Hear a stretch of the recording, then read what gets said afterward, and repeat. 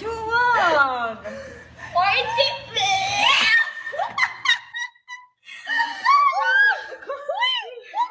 Joanna! Patayin ka talaga. Tingnan mo, mamaya may mag-chat na sa'yo. Chat ka na rin. Ano ba yan? Hindi ka pa naman ng BE. Bakit ganyan ka?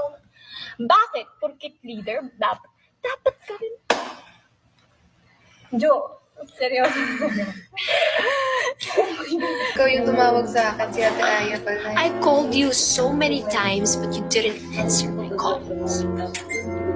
Why are you speaking in English? Because it's just it's my first language kasi.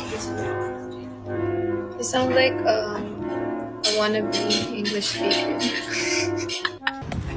Excuse me, here your wallet. Oh, I'm listening to I Feel Good by Lagi.